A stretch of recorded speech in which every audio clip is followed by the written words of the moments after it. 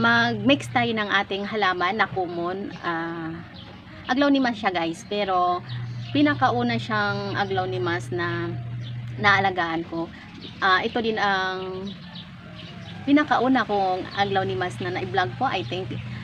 Yung evergreen guys, kung natatandaan nyo, na i-vlog ko to siya, tapos wala pa akong mga aglaonimas na galing ibang bansa. Ito pa lang yung pinaka-local kong aglaonimas. Ngayon guys, medyo nagsawa na ako sa kanyang kulay at dahil medyo napabayaan ko na, imimix natin siya guys para maganda siya tingnan at hindi nakakasawa. Ayan, hindi nakakasawa yung kanyang style. Ngayon guys, samahan nyo ako na i-mix ito at sana magustuhan nyo. Ayan.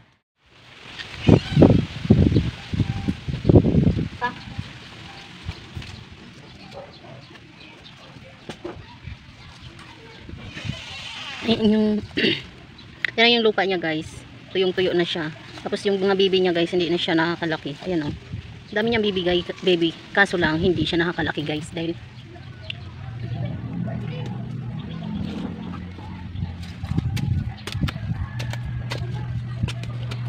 matigas na yung kanyang lupa guys, kaya papalitan natin siya. Hindi kasi nalaki yung kanyang mga bibi guys, matagal na tong kanyang bibi, nasisira na lang yung dahon guys, hindi siya hindi siya lumalaki kasi matigas yung lupa niya guys. Ito yung kauna-unahan kong aglaw guys na koleksyon. Ayan siya, dito natin siya ilagay sa ano.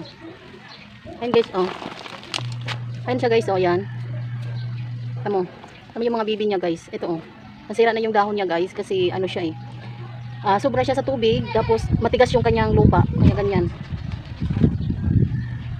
Ito pa guys, oh, ang pangit ng ano nito, pangit ng pagkatanim.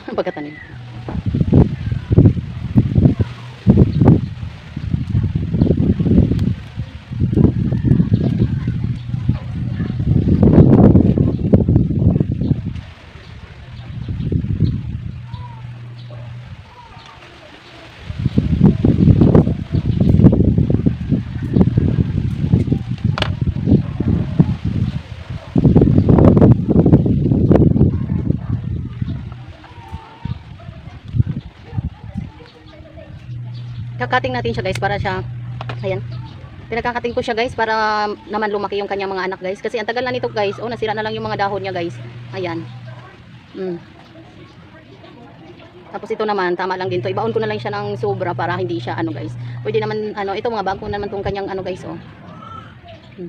Sira na nga yung bibi niya guys, yung dahon, kasi nga pangit yung lagi ko siya dinidiligan, tapos pangit naman yung lupa guys.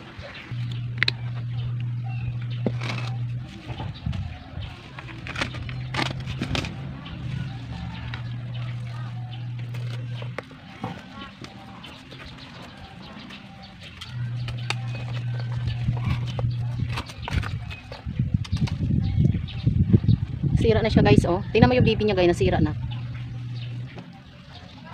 Tigas kasi yung lupa niya guys.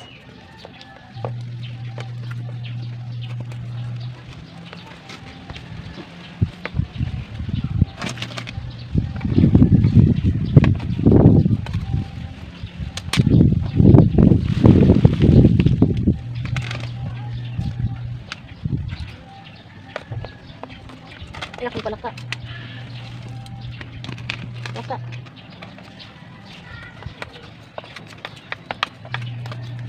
Ang dami na niyang ugat guys, sobrang dami niyang ugat. Para lagi siyang, para nalaki yung kanyang anak guys, kailangan lagi siyang lang tagal makuha guys.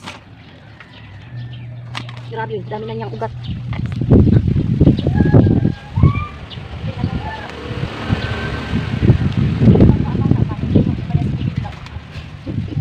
Ayan, tingnan nyo guys, oh. Ang pangit na ng anak niya guys, dahil naipit na siya guys. Tingnan nyo guys, ang pangit na.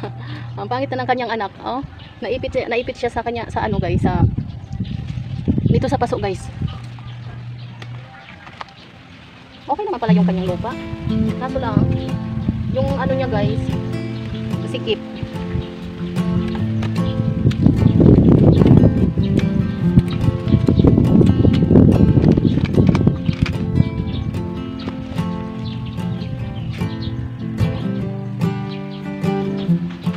Guys, oh, cutting na lang natin.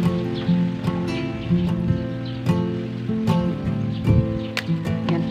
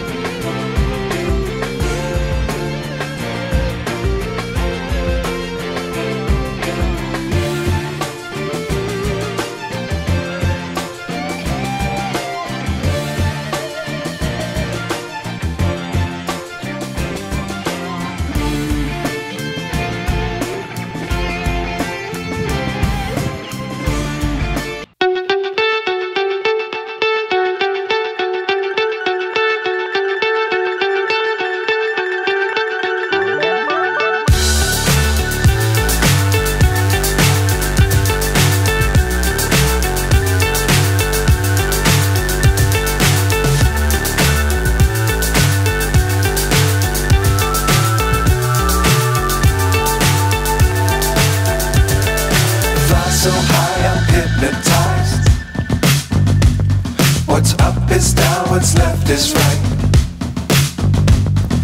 Chasing stars.